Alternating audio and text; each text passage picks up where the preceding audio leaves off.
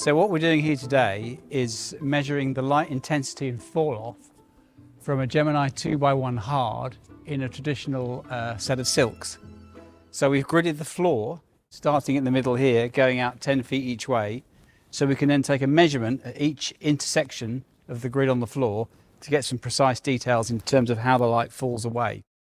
We have data sets of the traditional Spacelight as it was, the 5 kilowatt 6 lamped fixture, which was the old school way of doing it.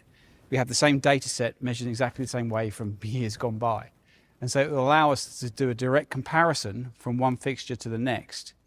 Take out the slack on the power first if you want. One of the reasons that the lamps were rigged in this way on a rope, as we have here, with a fixture inside a set of skirts, is the flexibility it gives on the stage. There is a propensity to rig 2x1 panels within truss boxes essentially, so they're all at the same height above the stage. If you therefore get a situation whereby you've got an actor which is slightly taller or shorter, or you want to increase illumination on a different part of the stage, you're left with changing intensities and messing with light levels. When you're rigging from a rope, it's actually rather more old school. You can drop fixtures in, take them out again, move them around more easily than you can when they're fixed in a hard truss rig, which is why it was a very, very successful way of illuminating a set for a long period of time.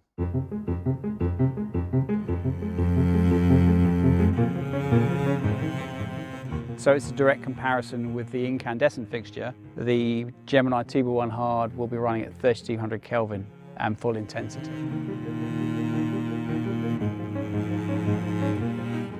We're going to try a couple of different diffusion options. We're going to run it with the ultralight diffusion, as in fact it's configured now, which gives us an even illumination. And we're also going to try it with a dome diffuser, which is slightly heavier diffusion, but gives a different light distribution, so we can compare the two models against the original light source. Right, so if I start here, 53.2 foot candles. It looks bizarre, but it's actually the most comfortable way of doing it. 19.8. Whilst ensuring that my presence with the meter does not interfere in any way with the light fall.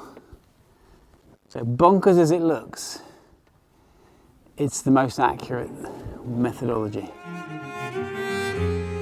The combination of attributes that the Gemini 2x1 hard has really make it very suitable in this environment. It has fantastic output. The broadness of spectrum that it has makes it very comparable to a tungsten fixture. And finally, it's not that heavy, it's only 12 kilos, so you can rig it from a rope and it's not a pain to have to move it, rig it, or generally control it in any way you wish. There's the figures. 53 versus 42 in the centre and 17, so it actually outperforms it. That's quite something. It's really even, predictable fall off, which is straight line pretty much. The light diffusion is a steeper curve, but lesser curve than the incandescent Spacelight. The reality is both LED options are more even, with a more predictable fall off than the incandescent Spacelight. But the interesting thing is that we're actually, with light diffusion, we're outperforming the tungsten fixture with a nicer fall off. Interesting exercise. Running at full intensity, it was drawing 410 watts compared to a Spacelight, which would be drawing 4.8 kilowatts. It illuminates in the same way that an incandescent Spacelight did back in the day, which was always the preferred method of lighting. And the world has moved towards soft sources, which are 2x1 in format, which you hang above a stage on the grid.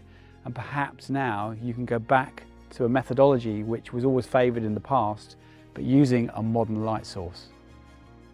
And I really think this test has demonstrated that perfectly.